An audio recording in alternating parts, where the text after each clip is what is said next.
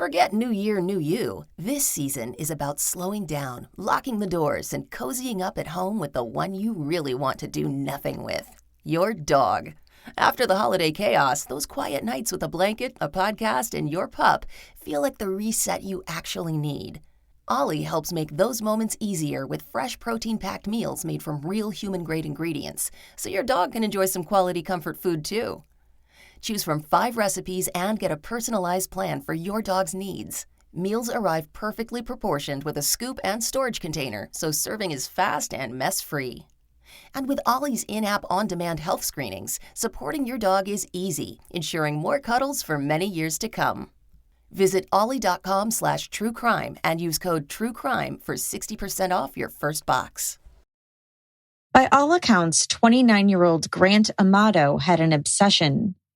All right, Sylvia, look at me. I'm outside going to check the mail. And I'm asking you if you can please, pretty please, send me one of your videos. I love it so much when you just send them to me. Yeah, I don't like buying your stuff. It makes me feel weird.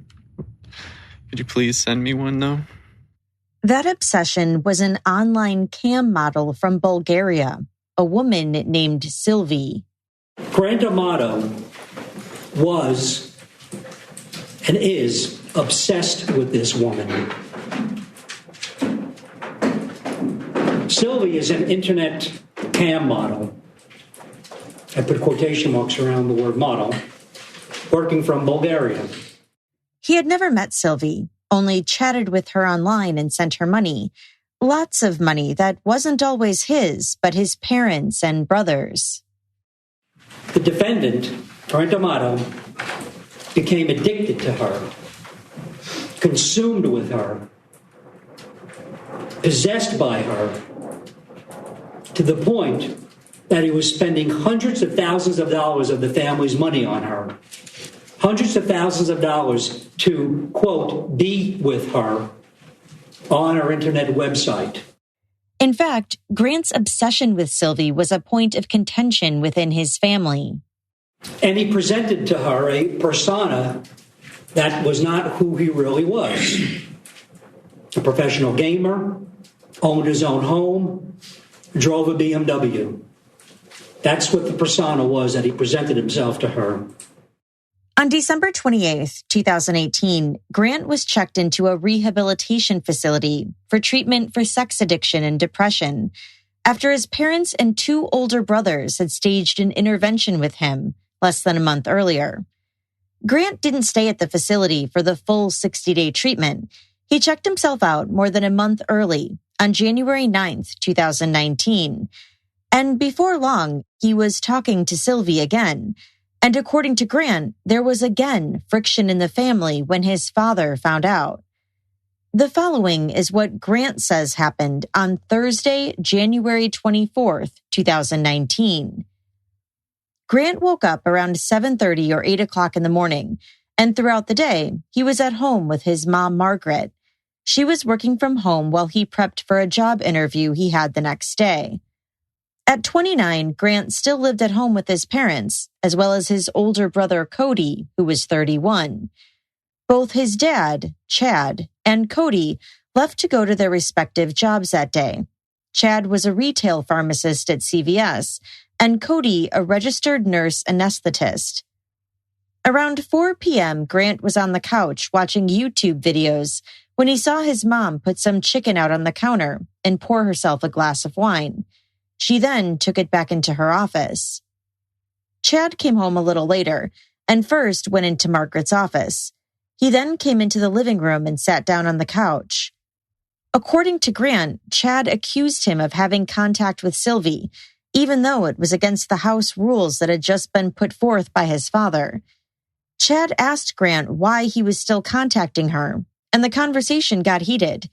At one point, Chad physically grabbed Grant by his jacket and told him he had to pack up his things and leave the house. Grant grabbed a duffel bag, clothes, gloves, and some toiletries.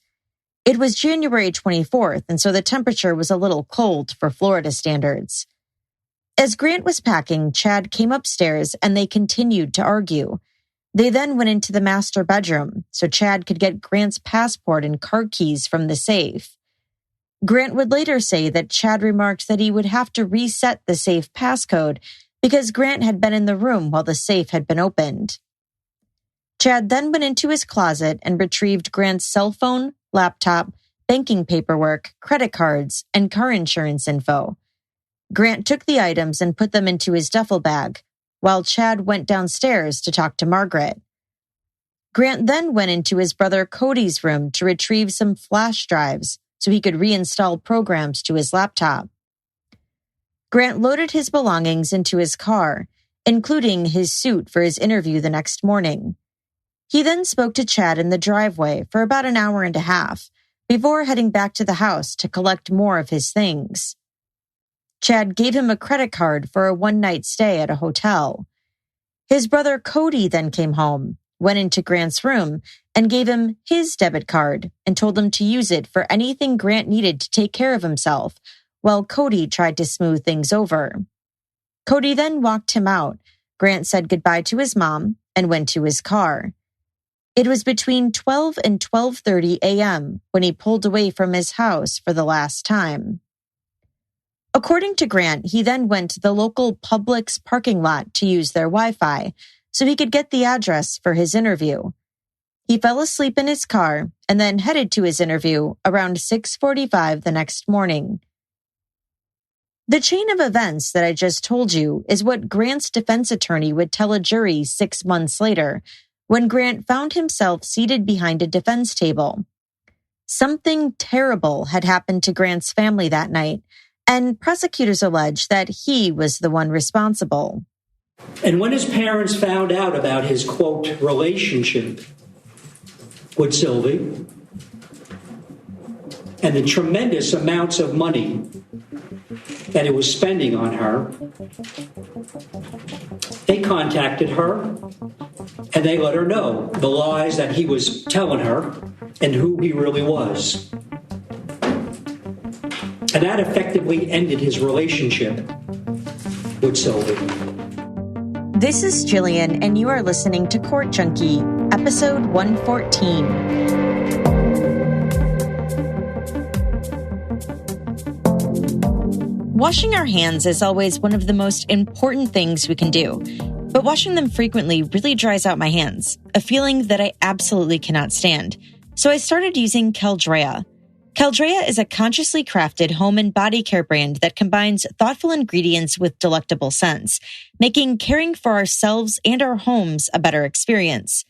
They have this great line of hand care products that includes both hand soaps and moisturizing lotions that are incredibly effective, thoughtfully formulated, and smell divine. Available in indulgent scents like ginger pomelo and basil blue sage, they make you want to wash your hands again and again. The ginger pomelo has a citrusy ginger, basil, and sweet peony smell, which my husband even likes. Now you can get free shipping on orders of $50 or more when you buy online at Caldrea.com. That's Caldrea.com. Visit Caldrea.com and add wonder to your washing. What if I told you that you could color your hair in the comfort of your own home for a really great price, and that you'd also get the tools you need to choose your perfect color? Well, now you can do just that with Madison Reed. Gone are the days when you only had two options for coloring your hair: outdated at-home color or the time and expense of a traditional salon. With Madison Reed, you can take coloring your hair at home to the next level and get beautiful, professional hair color delivered right to your door, starting at just $22.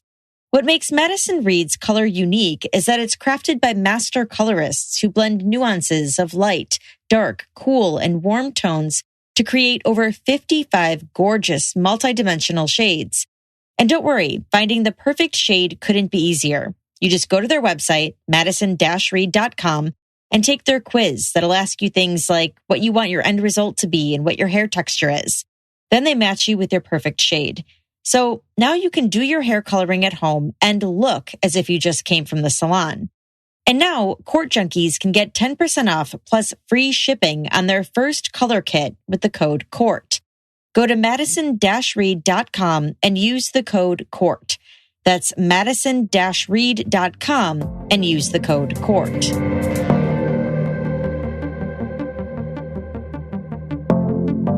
Chris Sisko was concerned. It was after 7 a.m. on January 25th, 2019, and his friend and coworker, Cody Amato, hadn't come into work yet. Cody was someone who always arrived early, even before Chris, so it was very unusual and not like him. He sent Cody a text message, "Hey, where are you?" And he immediately noticed that the message bubble was green and not blue as it usually was. He took that to mean the text wasn't going through. He tried calling Cody's phone, but after ringing a couple times, it went right to voicemail. Chris wasn't the only one who thought it was weird. After talking to some of his colleagues, they decided to call the police department and request a wellness check. Deputy Todd Moterson with the Seminole County Sheriff's Office responded to the Amato home on Sultan Circle in Chuliota, Florida. He knocked on the doors and pounded on the windows, calling out Cody's name. Nothing. He walked around the house and nothing looked amiss. There were no signs of a break-in or a forced entry. He contacted his supervisor, who told him that he could enter the home as long as he didn't create any damage. So he and another deputy, Deputy Montre, used a knife to move aside a deadbolt on one of the doors. They then walked through the house, looking for Cody or for signs of anything odd. Sheriff's Office! Police! Police! They came across Cody's body first. He was lying on his side in a fetal position at the threshold of the door that connects the house to the garage.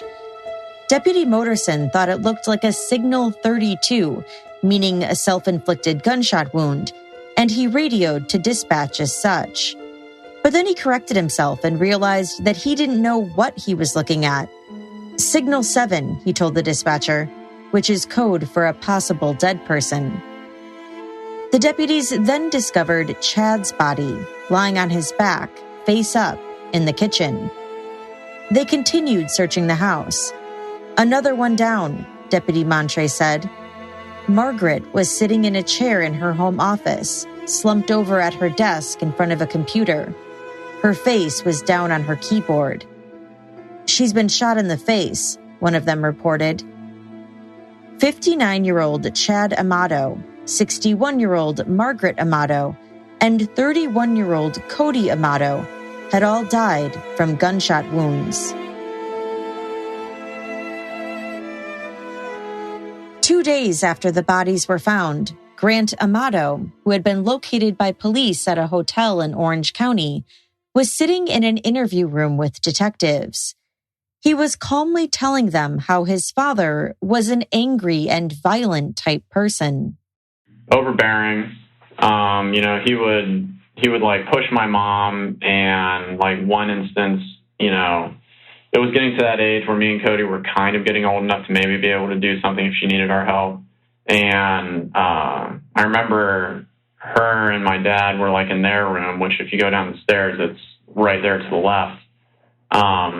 We heard our mom yell that he's hurting me. And then me and Cody run downstairs and we go into the room, and then we're trying to get our dad off of our mom. And then my dad elbows back, and that's why my nose has got its little like bridge right there. But I mean, that's like how he was, like spankings with a 2x4, like baseball practice, it'd be like 4 or 5 hours, and he's hurling the ball as fast as an adult can. And we're like 7th to 8th grade trying to catch this stuff. Definitely very overbearing, but he would always rationalize that he's just trying to like secure our future. Violent towards the family? Violent towards my mom and towards me, and towards Jason, but never to Cody. He said his dad made him feel like Cody was the favorite and would tell him that Cody was doing this or that, making him feel like he should be doing it too. He said his dad was the one who forced him to go into rehab at a place called Cornerstone after he spent hundreds of thousands of dollars on Sylvie. money that not only came from him, he admitted, but from his father and brother. He would allow me to spend money that he had, with his credit card or something like that. But it's then whenever I did, it was a huge problem. Okay, so you had one of his credit cards. Yeah. And what were you buying with it? Well, what I was doing is over the past 4 months or something like that, I've been talking to this woman online. Who's she? She's as embarrassing as it is. She's a cam model. A what? A cam model. Do either of you guys know that? Nope.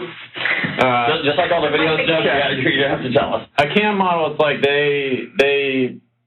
it's like a virtual girlfriend, I guess you could say. Okay. Like that type of situation. Mm-hmm. So a lot of the money went to her. Okay. Where's she at? She lives in Bulgaria. Where? Bulgaria. Where's that? Over in Europe. It's outside of Germany. Okay. Something like that. You ever been there? No. Okay. It wasn't that serious. So what would you give her money for? Just for the time online with her. Oh, okay. Yeah. So it was just that type of thing. And what did she charge? By the minute, by the hour? Minute. Okay. Yeah. Grant said that in June of 2018, he was arrested and accused of grand theft in the third degree. He, like his brother Cody, was a nurse anesthetist, and he was dismissed from his job after they accused him of stealing propofol. He said the investigation went on for 6 months, and during that time, he wasn't allowed to work. Finally, in December, he said his charges were dropped due to no evidence. For the first 2 weeks in December, he said he, Cody, and another friend went to Japan on vacation.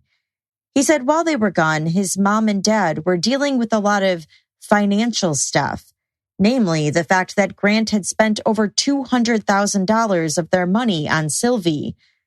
When he and his friends got back from their trip, he said his dad started to become overbearing.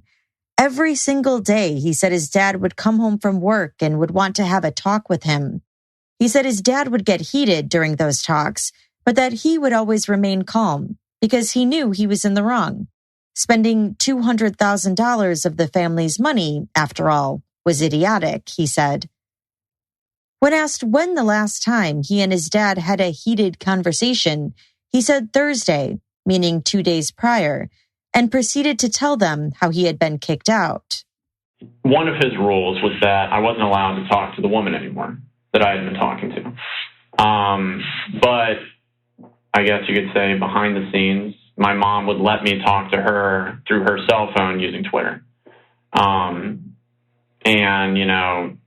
she would tell me, look, you have to keep it just basic, because if you say anything or if you entice anything or do anything like that, it might lead her to say something to my dad or something like that. Because how was she in touch with him? Because apparently when I was in Cornerstone, my dad told her, because he had hacked my computer or something like that, and then he found everything. He's electronics guy like you and your brother? Except he's more of that hacking level, able to do all that stuff.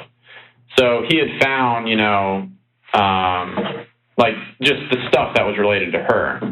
And then, he erased my whole entire computer. He put a password on it. So it's even when I came back up until Thursday, I wasn't able to go onto my own computer to look at anything. He's treating you like a small child. Right. And rightfully so. Spending that amount of money, I was acting childish. I can kind of get it. He said on Thursday, his dad had found out that he was speaking to Sylvie again. So he had apparently found out, and then... Unhappy. Right, and one of the stipulations was that he told me at the dinner was, if you speak to this woman again, you're out of the house. I'm kicking you out. You can pack up your shit, and then you're off my property. Mm-hmm. And then because of the way that he used to be, he had told me that basically if that happens, that if I ever step back onto his property, that he would kill me. When asked if he owned any guns, Grant said no, that he had gotten rid of all of them a while ago. At one point, near hour 3, investigators asked Grant to tell them the truth, to tell them what they're missing. Grant admitted that he had lied about what time he had actually left that night and said it was later than what he had originally said. They then slid the crime scene photos over to him. Did you leave the house with your brother Cody looking like that? Or did you leave the house with your father looking like that? Or your mother? Is that how you left your family? No. Grant said he didn't do anything. Nobody else went into that house. Who left your family like this? If you were the one that's been depressed, you were the one that owes money, you were the one that got into a confrontation with your father, who did this to your family? If you were trying to defend yourself or something else happened, we need to know now to help you. So tell us what happened, Grant. We're here to listen to you. Grant, you need the truth. We're here to make this right. You got to tell the truth. It's on the tip of your tongue, my man. I get that. Did your father go after you and you try to protect yourself?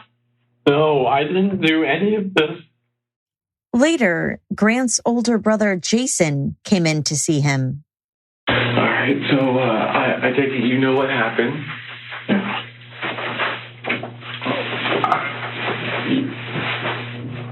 I'm going to ask you plain out. You are not part of it anyway. No. Grant tells his brother how their dad kicked him out that night. So he forced you, he basically told you had to leave. Yeah. Okay. So who could have done this? So you didn't have any problems or troubles with this woman or the online? You didn't owe them any money? I mean, there's no like loan shark out looking for you or...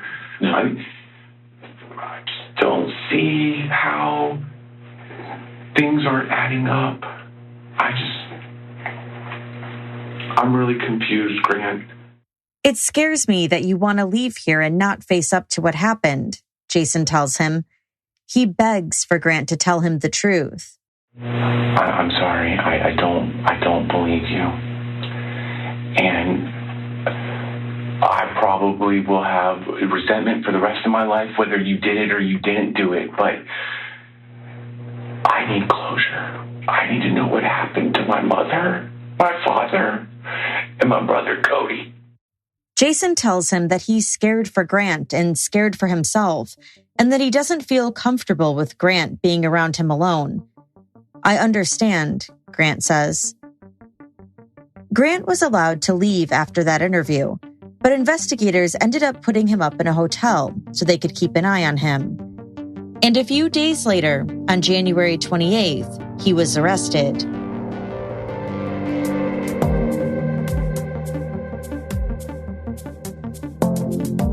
My morning routine, when I get to have one if my daughter sleeps later than me, is super important in setting the tone for my entire day. I like to wake up, have my cup of coffee, read my emails, and just get ready for the day. But I'm someone who gets annoying headaches from being dehydrated, and so I've been trying to kick my coffee habit for months now. But it's hard because I don't want to be sluggish, especially when I feel like I'm on the go all the time. Staying hydrated can help. And now there's Hydrant, which are these flavored electrolyte packets that are delicious and refreshing. You mix them directly into your water to efficiently and effectively hydrate your body. Each rapid hydration mix has the 4 essential electrolytes your body needs: sodium, potassium, magnesium, and zinc. This precise blend of electrolytes found in their mix helps your body hydrate quickly and stay hydrated all day. And Hydrant is backed by research. The formula was developed by an Oxford scientist to provide perfectly balanced, efficient hydration. There's no synthetic colors, stevia, or artificial sweeteners. The formula is vegan and you can choose between 3 different flavors or a variety pack. Hydrant starts at just $1 a packet for a 30-day supply. Bonus, you can save even more with a monthly subscription. And for 25% off your first order, go to drinkhydrant.com/court or enter the promo code COURT at checkout. That's drinkhydrant.com/court and enter promo code COURT for 25% off your first order. That's drinkhydrant.com/court. Do you find that when you wash your hands too often, they tend to dry out? And the hand soaps you use seem to be a little monotonous? I know I do. Until I started using Caldrea, that is. Caldrea is a consciously crafted home and body care brand that combines thoughtful ingredients with delectable scents, making caring for ourselves and our homes a better experience. Their line of hand care products includes both hand soaps and moisturizing lotions that are incredibly effective, thoughtfully formulated, and smell divine. They're available in indulgent scents like ginger pomelo and basil blue sage. I already talked about ginger pomelo, so basil blue sage smells of basil, sage, rosemary, spearmint, and cinnamon leaf. It's awesome and leaves my hands smelling and feeling so clean and moisturized. Now, you can get free shipping on orders of $50 or more when you buy online at Caldrea.com. That's Caldrea.com. Visit Caldrea.com and add wonder to your washing. Grant's trial started just 6 months after his arrest, in July 2019. If convicted, he would be facing the death penalty. Prosecutor Stuart Stone kicked off their case by showing the jury a photo of the Amato home, a big gray and white home located on Sultan Circle in Chuleta, Florida. There are over 20 windows in the house, he said, before pointing out that none were broken, had pry marks, or showed any signs of forced entry. There are 5 doors to that house, he said, and none had any broken locks, broken door frames, or any signs of a forced entry. He said that inside the house were several televisions, expensive gaming systems, valuable computers, safes, and jewelry, that nothing was taken. It wasn't a home invasion, burglary, or robbery. He told the jury that Margaret was shot first, as she sat at her computer desk. The last activity on her computer was recorded at 4:44 p.m., on Thursday, January 24th, the day before her body was found. He said Chad, Grant's dad, was second to die. He was shot from behind as he was standing in the kitchen shortly after he got home from work, which he had left at 4:30. He said Chad fell down and then crawled around the kitchen counter, where he was then shot a second time. Cody was killed last. He left work around 9:15 that night. He arrived home, parked his car, and then entered the house through the garage. As soon as he crossed the threshold, he too was shot. Prosecutor Stone said that after Grant killed them, he staged a murder-suicide scene. He placed a handgun near Cody's body and shell casings in the vicinity of each body to correspond to the number of wounds. He said on some other occasion, Grant fired 4 shots from Cody's gun, collected those shell casings, and then placed them throughout the house.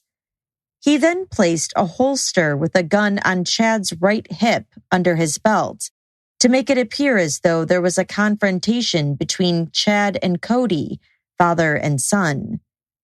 He then moved both Chad's and Cody's bodies. Grant Amato was in that house with the dead bodies of his mother, father, and brother for at least 2.5 hours.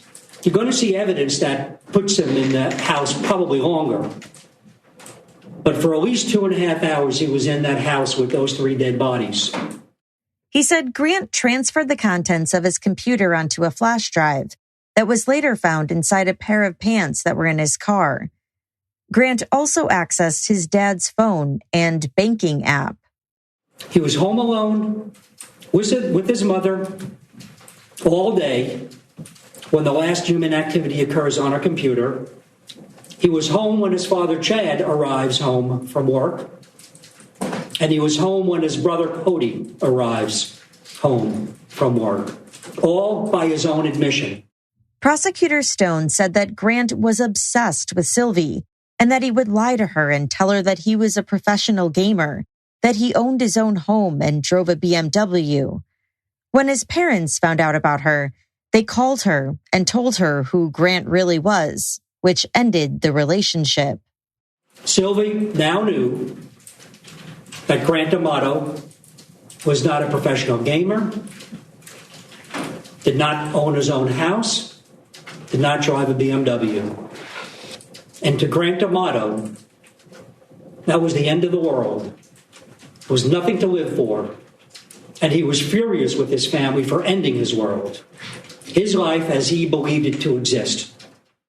Just 2 days before the murders, Grant typed an 8-page letter on his computer to 6 other men who were part of a virtual room he frequented, who also interacted with Sylvie. In the letter, he details his obsession with her, the lies he told, and his contempt for his family for telling on him, and how life as he knows it is over. That's what this case is about. It's about his blind obsession with this woman, the end of the world as he believed it to be because of his family, and his absolute contempt for those that he held responsible.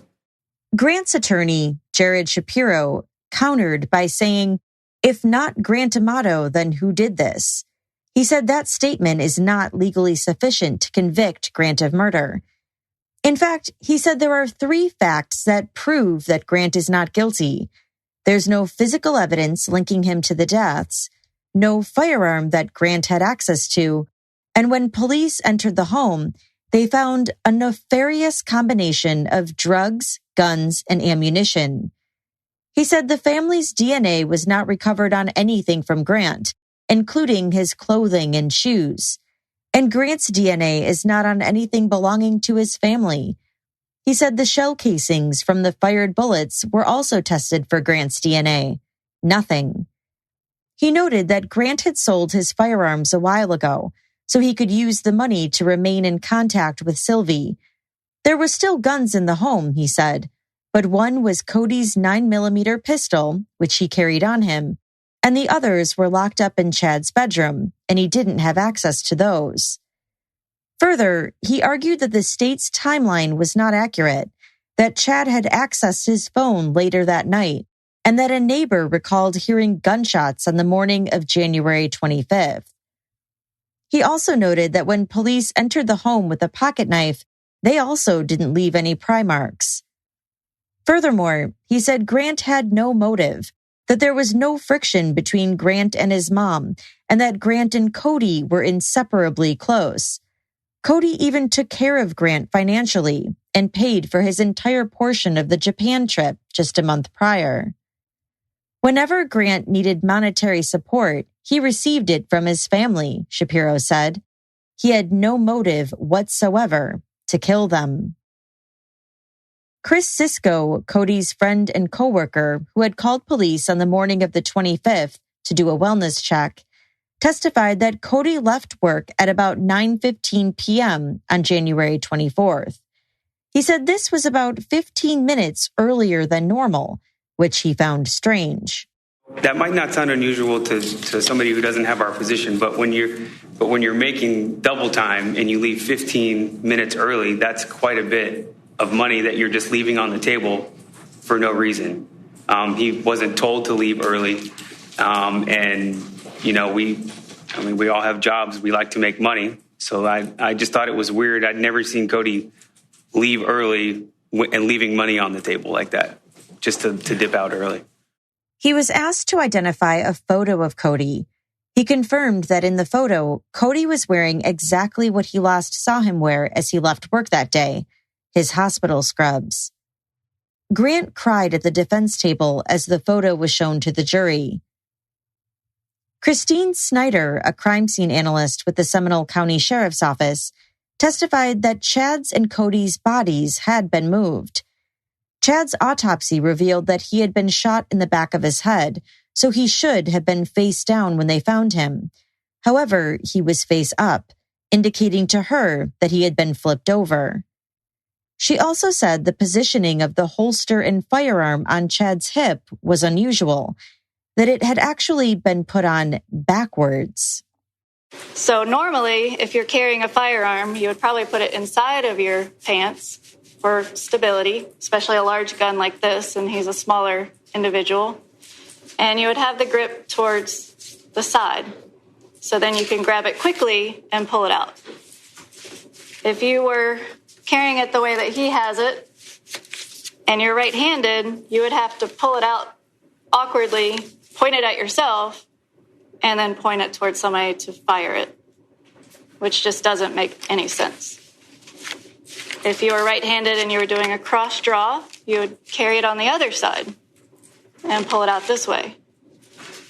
But the only way that this is strange for a right-handed person to carry it this way. She said the holster itself was clean, with no visible blood. However, there was an area of suspected blood on Chad's pants that was covered by the holster. Due to the amount of blood on his pants and observing the movement in the blood, he was crawling around, face down, crawling through the blood in the kitchen. You would expect to see the suspected blood on the holster, not on the pants underneath the holster. She also said Chad's right index finger looked significantly cleaner with less blood on it than his other fingers. As for Cody, she said the location of blood found under his body was unusual. There was the significant amount of blood under his feet, almost a trail between his feet area and his head, a smaller pool of blood under his head where the injuries were. There was some blood on his hand, on the palm, which was not in contact with his head, where it was bleeding. And like we said before, blood pooling will go with gravity, so it's just going to drain down. It's not going to jump onto the hand from the injury. So it appeared that his head had been located where the larger pool of blood was at some point and then had been moved. She said they conducted tests for footwear impressions at the scene, but that no shoe prints were found.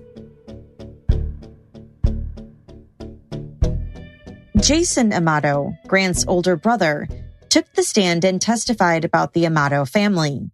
He said Margaret was his mom, and Chad wasn't his biological father, but that Chad had adopted him when he was 3 or 4.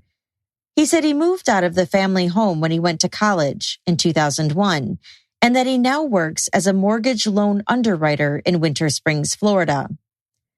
Prosecutor Stone asked if Grant was proficient with computers, and Jason said yes. Both of his brothers and father were extremely proficient and even knew how to build a computer from scratch. After his family was murdered, investigators held onto the house for about a week. Jason was able to access it about a week later. Investigators advised him to go into the house and do an inventory check. Nothing appeared to be missing. But he did find a contract in his father's bedroom office. It was a contract his father had made with Grant, and it was stuffed into a legal pad. I guess I would call it like an ultimatum.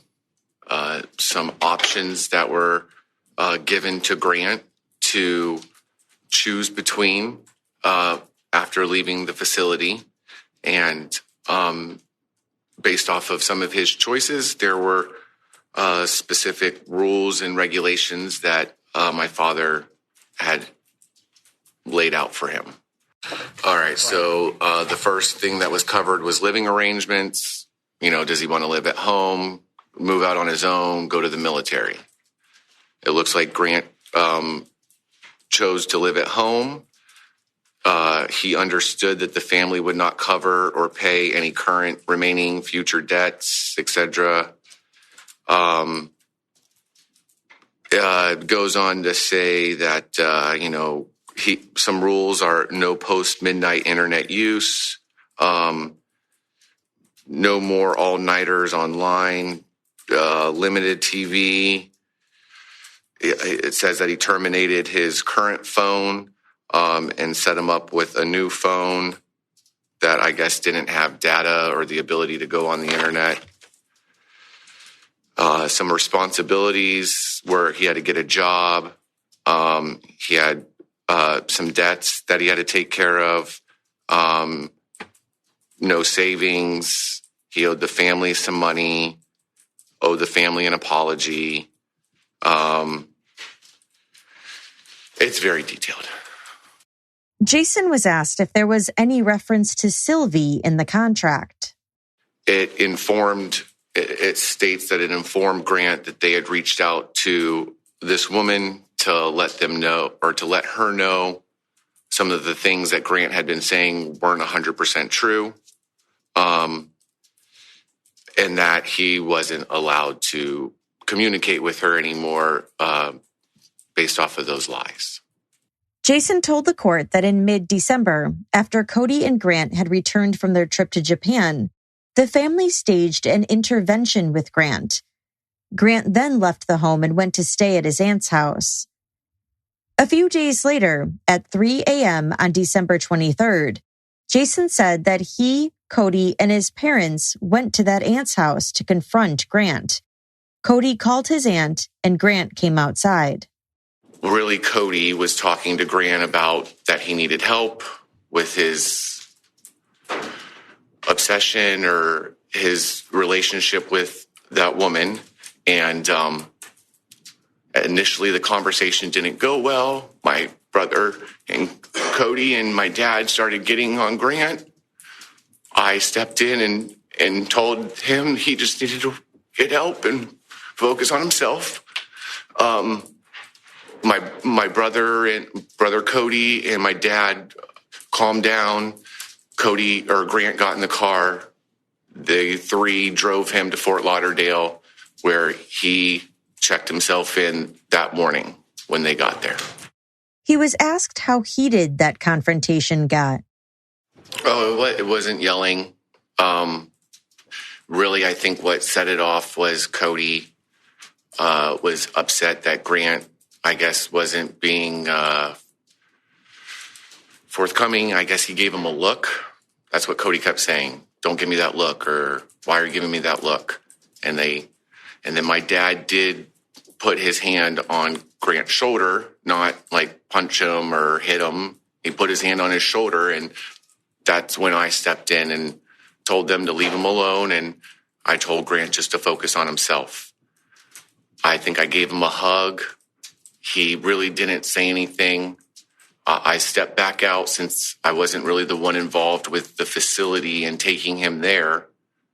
And I would say shortly after that, a couple minutes, he just walked to the car himself. Jason was then asked about what he was doing on January 24th, when prosecutors say his family was killed. He told the jury that he worked all day and got home around 6 p.m. He and his longtime girlfriend, Christina, then took her 2 daughters out to dinner. They went to a restaurant about 15 minutes away from their house, ate dinner, and then left around 9 or 9:30. When they got home, he said he stayed up with the oldest daughter, working on her homework, and then he went to bed. The next morning, he got up, dropped off the daughter at school, and went to work. He got a call around 9:30 from police officers who said that Cody hadn't shown up to work. Then the police showed up to his work around 12:30. It was pretty scary. So they, came into the building, and the whole building got shut down, and there were police officers everywhere.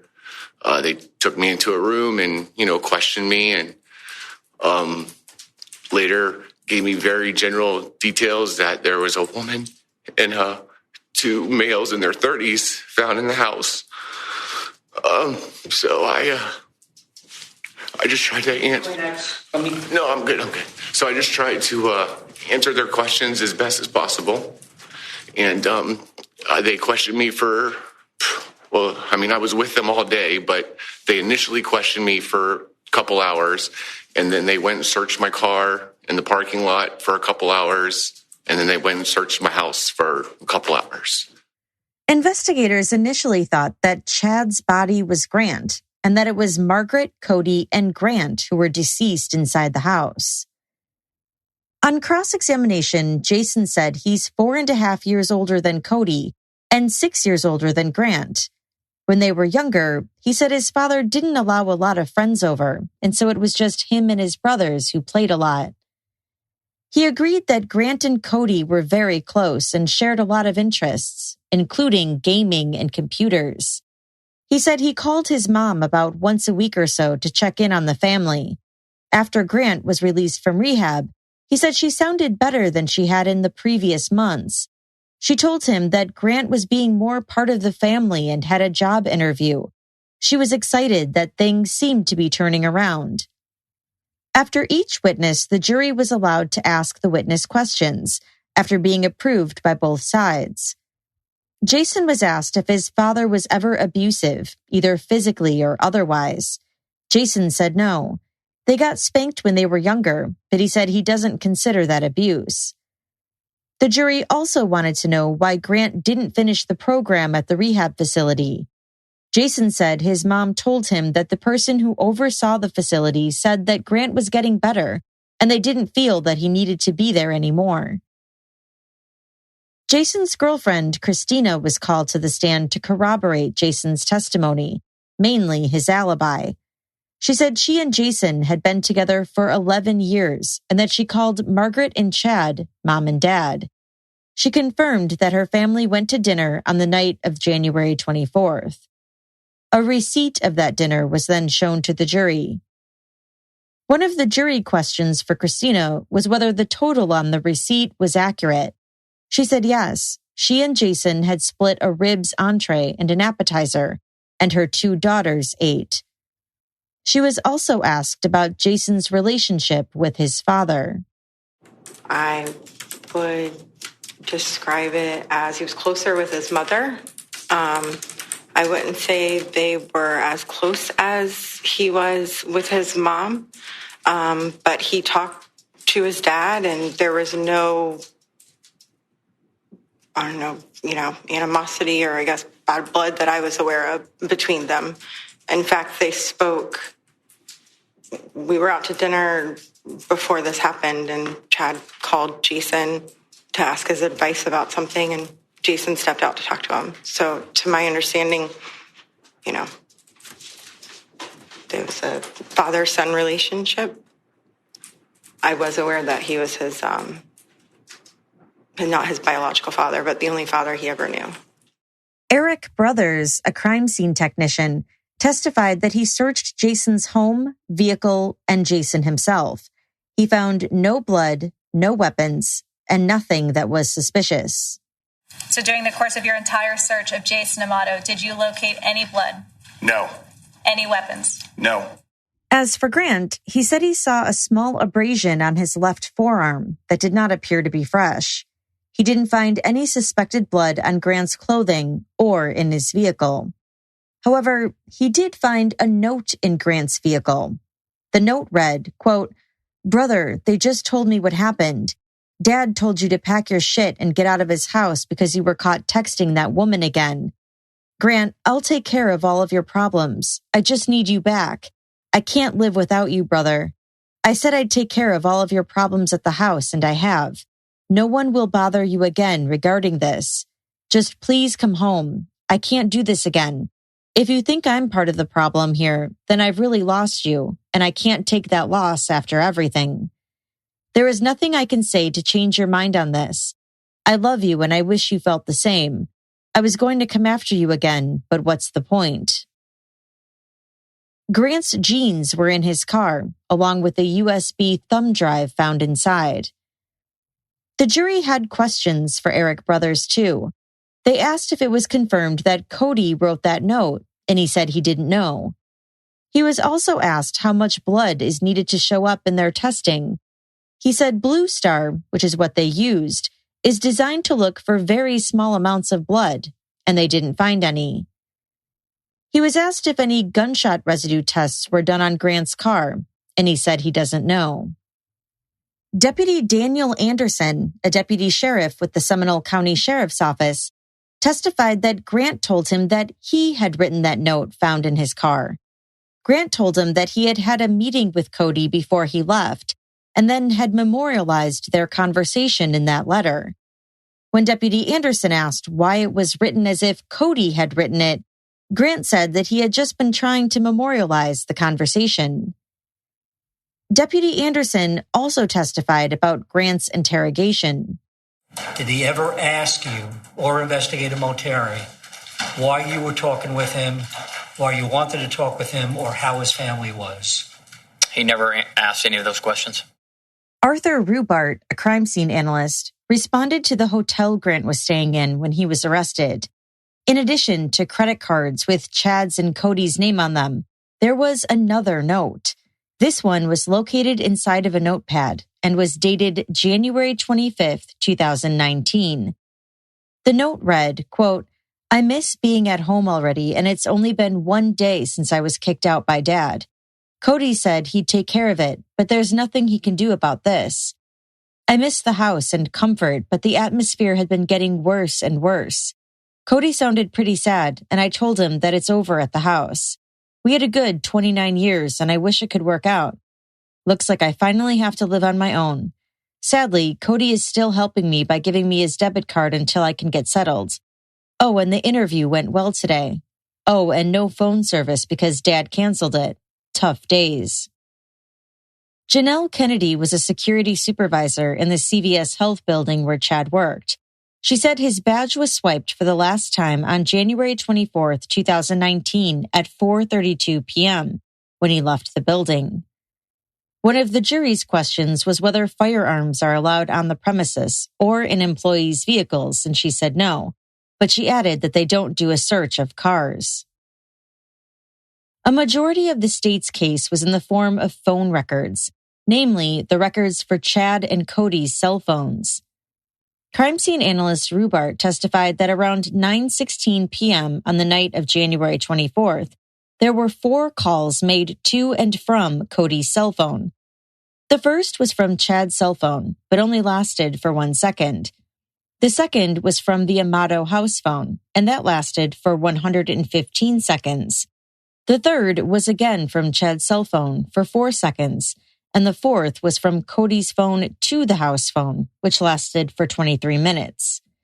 He said Cody's phone stopped talking to any cell towers at 2:05 a.m. Geraldine Bly, a digital forensic examiner, took the stand for hours and testified about additional cell phone and computer activity in the case. Bly's testimony helped create a digital forensic timeline. She started off with Grant's computer. She said a thumb drive was connected to Grant's computer at 11:32 p.m. on January 24th. It was disconnected at 12:27 a.m. That thumb drive was later found in the pocket of Grant's pants that were found inside of his car. There were more than 2,500 files on that thumb drive, including 647 photographs of Sylvie, some explicit and some not. There were also explicit videos of her. At 11:39 p.m., Cody's iPhone was then connected to Grant's computer. The process was not completed, however, because no passcode was entered. At 11:42 p.m., the phone was connected to the computer in recovery mode, which Bly said is a way for an iPhone to connect to iTunes without having to boot it up. She said you can either then restore the phone or update the operating system. She testified that restoring the phone is like wiping it. Based on everything else that I examined, I believe the person was trying to wipe the phone. As for Margaret's computer, she said the last activity was at 4:44 p.m. So, Investigator Bly, is it fair to say that from 4:44 on January 24th, 2019, no human being did anything to that laptop? Yes, that's correct. Does that include turning it off? Yes, it does. Bly then testified about Chad's iPhone. In the afternoon, there were visits on his phone to the Gator Chatter Football Forum. Then, at 4:41 p.m., he was listening to something on the iHeartRadio app while driving home from work. At 5:24 p.m., the phone was unplugged from his car, and at 5:25, the phone's health app shows that he took 67 steps, presumably walking into his home. Is there any activity on this phone whatsoever reflected on the database files from 5:25 until 5:52? No, there's not. Nothing. The phone's dead. Nothing on the knowledge database or on the databases that indicate user activity. The phone was unlocked at 5:52 p.m. At 5:53 p.m., the Preferences app was opened and settings were changed so the phone would remain unlocked. From this point on, the phone remained unlocked until after midnight. At 6:01 p.m., multiple notes were accessed from the Notes app. Every note in Chad's iPhone was accessed and reviewed at that time. Bly said she looked into the phone's history and had not noticed that practice before. At 6:14 p.m., the Safari app was opened and several internet searches were conducted, including for how to wipe an iPhone without a passcode and if you forgot a passcode. At 6:46 p.m., a message was sent from Chad's phone to Cody's phone. Cody's phone responded at 6:47. At 8:27 p.m., the Ring application, a security app for video doorbells and security cameras, was deleted from the phone. At 9:07 p.m., the Messages app was opened. Nothing was sent or received. Someone was apparently just looking through the messages. At 9:11 p.m., Chad's phone received 2 incoming phone calls from Cody. Both calls had been deleted from the call log. At 11:28 p.m., the Safari app was accessed and internet searches were made, along with a visit to the Apple website. Then, the phone's health app indicated that the phone went up 1 flight of stairs.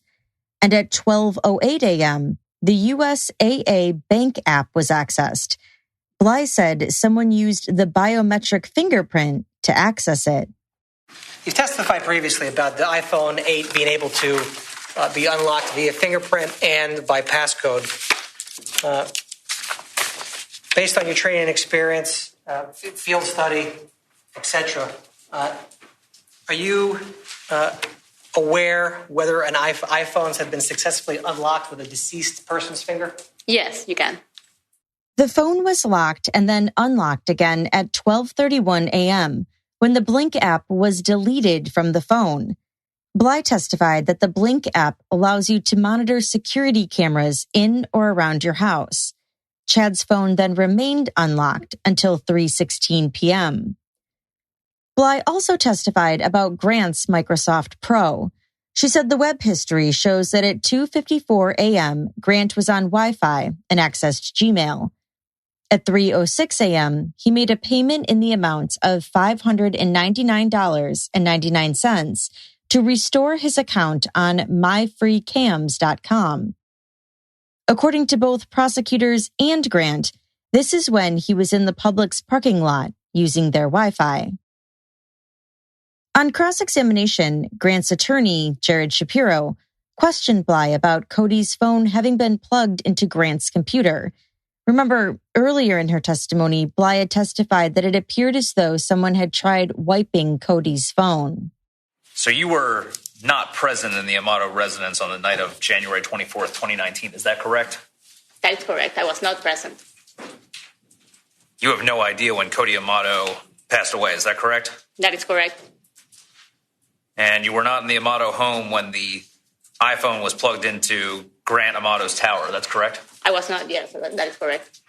You have no idea who plugged that phone into Grant's tower, correct? Correct. Shapiro also pointed out that Chad had conducted searches on his iPhone about a week prior to his death about how to reset passwords on laptops. When it was time for the jury to ask questions, they first asked if it was ever determined which finger Chad used to unlock his iPhone or his banking app. Bly said no, she was unable to determine that.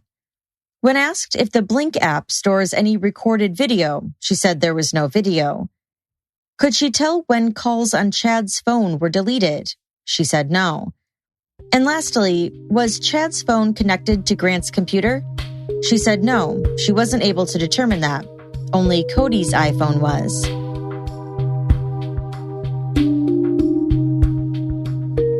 Jericho Fine used to be friends with Grant and Cody Amato. He testified that at one point, he considered them his brothers. In December 2018, about a month before the murders, he went to Japan with Cody and Grant. He was asked if Grant wore gloves on the trip, and he said yes, black leather ones. He was also asked if he noticed anything about Grant's demeanor during the trip. He said he did notice that the energy wasn't as high as he had thought it would be.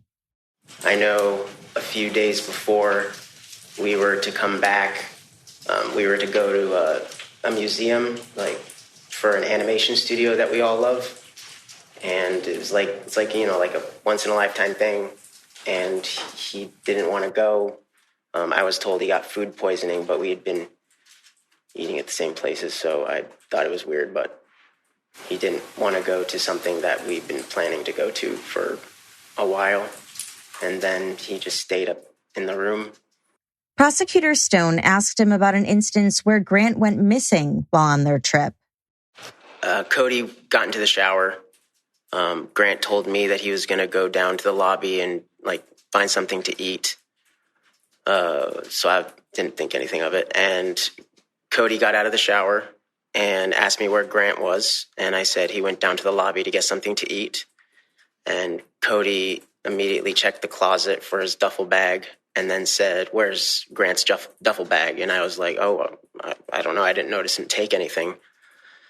And so Cody left me at the hotel for more than 2 hours. I was just kind of sitting in the lobby while he went to find Grant, and he was messaging me on WhatsApp, trying to keep me posted. And he found him at a pachinko, like a gambling type building, and I guess he was on his tablet using the Wi-Fi.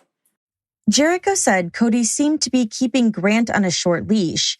If Grant would wander off, Cody would say, "Grant, here now," which was a little awkward. He said there was some tension. When asked if he gave anyone permission to use his credit card during the trip, he said no. He said he noticed after the trip that the card had been used without his permission. I was out to dinner, and I went to pay for the dinner with the Discover card, and it had been frozen. So I contacted my father, since it's like a family account, and he sent me a screenshot of three charges on the Discover. One went through, and then the other two were denied, but they were for my free cam tokens. He told the jury that in April 2012, he had purchased a gun that had been used in his favorite anime. 3 years later, he sold it to his friend Blake Turpin. Blake Turpin was also friends with Grant and Cody. 2 weeks prior to the murders, Blake said he had a get-together at his house. It was him, Grant, Cody, and Jericho. They went to dinner and then went back to his place to play video games and watch TV. Blake identified a gun in court, the one he purchased from Jericho, a 9mm. He said he used to keep it in his bedroom closet on a shelf. He kept ammunition there as well. He was asked if Grant knew about that gun, and he said yes. Grant was there when Jericho first purchased it, and when he purchased it from Jericho. He said Grant has also used it when they had gone shooting on a few occasions. At one point that night, Grant said he had to go to the bathroom, which was past Blake's room. Blake said he always keeps that closet door open, so the gun was likely visible. He said he has a roommate, but that roommate never really went into his room. After the murders, in June, about 6 months later, Blake was doing some spring cleaning and went through his closet. I went into the closet and was getting rid of some older stuff. And when I picked up the gun boxes, I noticed that one was significantly lighter than it should be. I opened it up and noticed the firearm and one of the 2 magazines it came with were missing. He said he also noticed about 6 bullets missing, but nothing else missing from his house. He reported it the next day to the sheriff's office. He had a feeling it may have been used in this case. He was asked if he had ever seen Chad carrying a gun on his hip before. He said no, he never saw him carry a gun. Richard Ruth, a crime lab analyst with the FDLE, testified that Blake's gun that was stolen has what's called polygonal rifling, and that the projectiles that were used in the murder also have polygonal markings. That gun has never been recovered, however, so he couldn't confirm that it was the murder weapon. Ruth also told the court that the bullets found near the bodies were not from the gun that killed them. There were 3 additional guns found in the home, and Ruth examined all of them. He said none of them were the murder weapon. A DNA expert then testified about a pair of black leather gloves that were found in Grant's hotel room. The inside had Grant's DNA, but he could not make a conclusive determination as to whether Cody, Chad's, or Margaret's DNA was there too. Jennifer Sawyer, one of the Amato's neighbors, testified that she heard gunshots on the night of the 24th. It was between 8:30 and 9:30 at night. Now tell the jury what you heard. I heard gunshots, and I heard them one right after another. And I know that it was less than 5 shots fired, because at the time I made a mental note that was strange to hear gunfire at that time of night. I mean, it had been dark then for hours. Dr. Tara Jones, the medical examiner who conducted the autopsies, said that based on her evaluation, it was unlikely that Cody committed suicide. The autopsies show that all 3 victims were shot and not at close range. All 3 deaths were homicides, she said. Grant sobbed at the defense table with his head in his hands as photos of his family were shown to the jury. Dr. Jones said she could not determine a time of death for any of the victims. The state's last witness was Allison Leneve, a forensic scientist and expert in gunshot residue.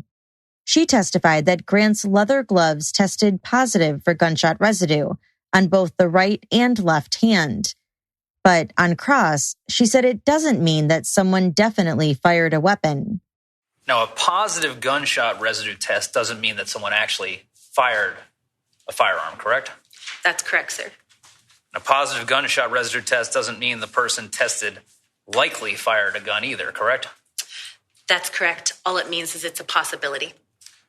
You stole my next question. So you would confirm the most you could possibly draw from a positive gunshot residue test is that they possibly fired, maybe, a firearm, correct? They either discharged a firearm, were in proximity or near someone who discharged a firearm, or touched something that had gunshot residue on it. She said the residue could have been transferred there.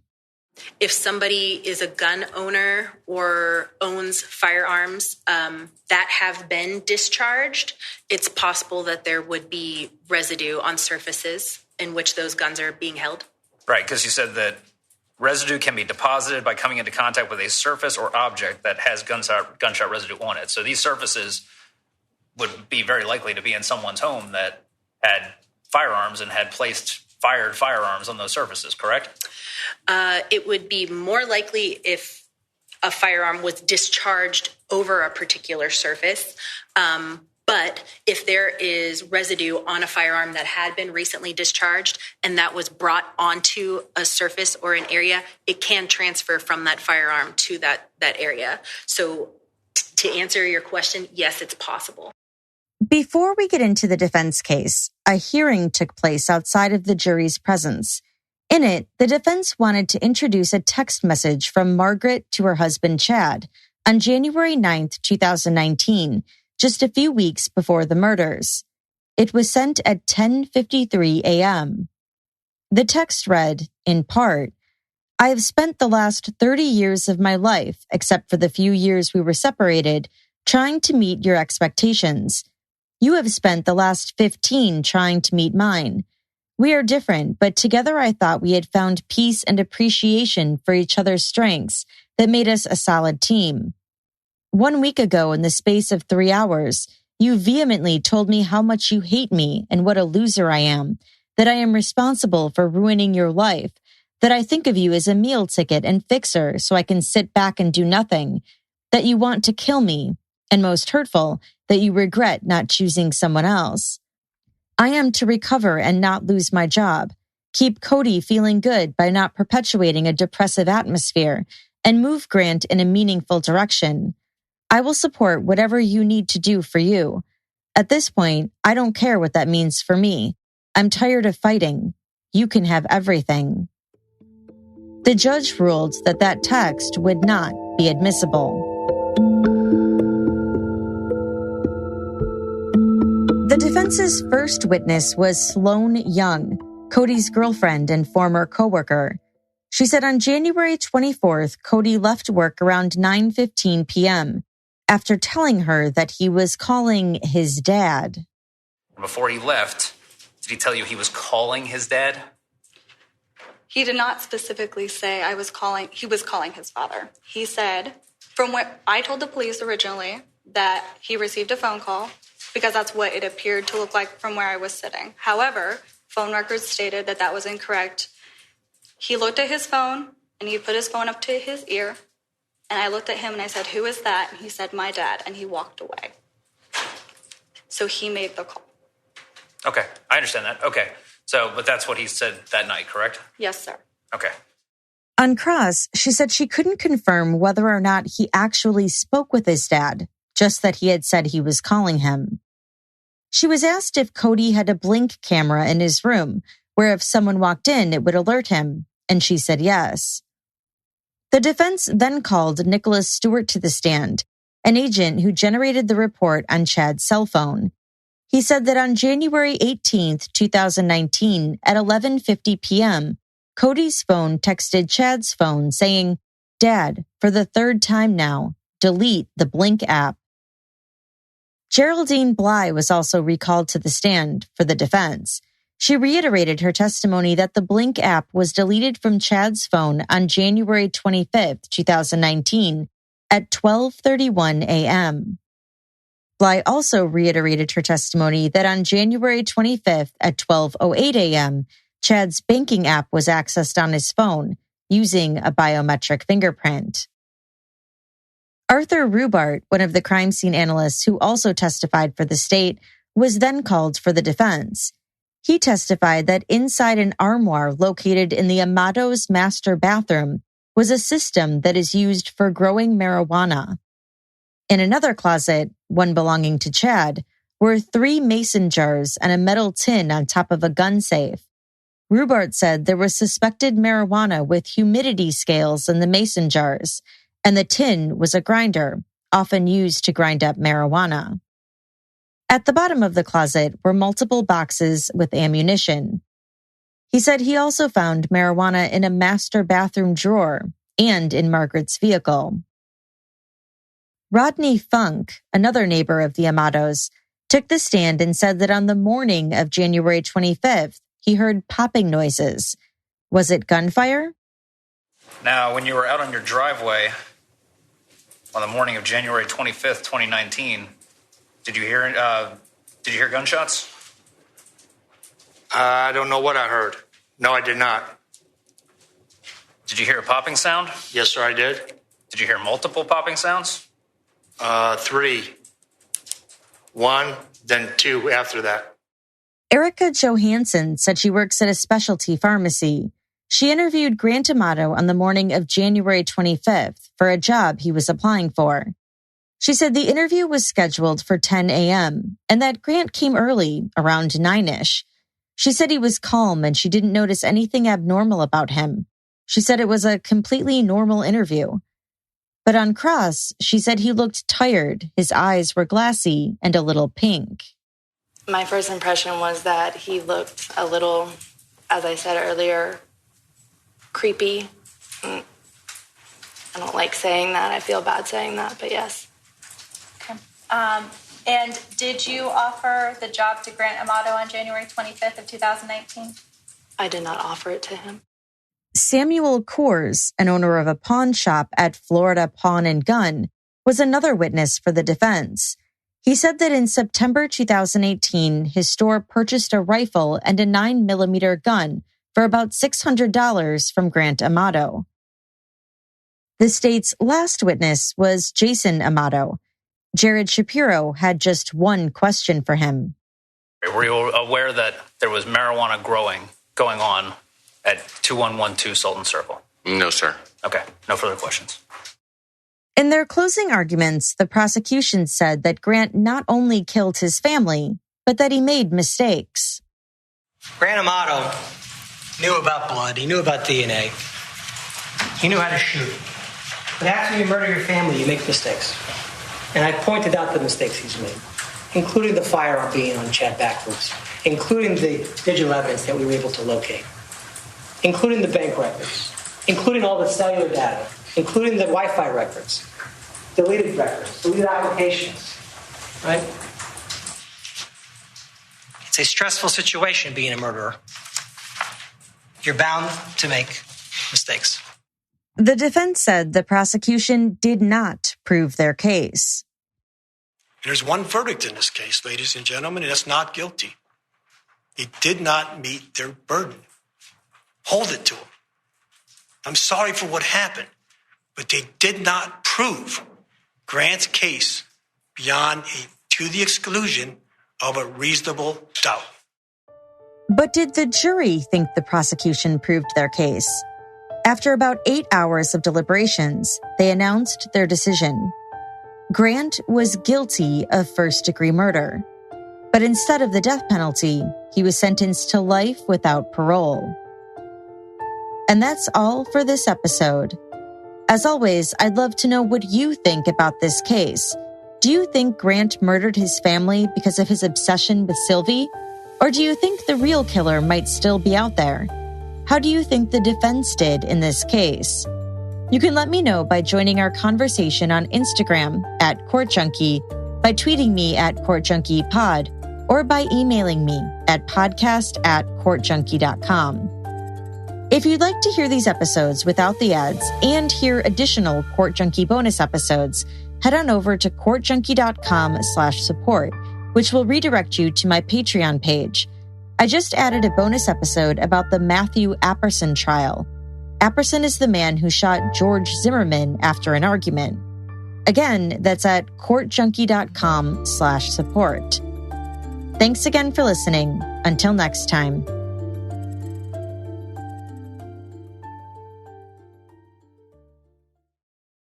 Podcast One presents. This is a collect call from Sing Sing. My name is John J. Lennon. I'm locked up for selling drugs and committing murder. I'm also a contributor for Esquire magazine and the Marshall Project. So I'm a writer and I'm a prisoner. Imagine trying to stay focused and talk about issues of substance, gates slamming, prisoners screaming, and PAs blaring in the background. Get new episodes every Wednesday on Spotify, Podcast One, and Apple Podcasts.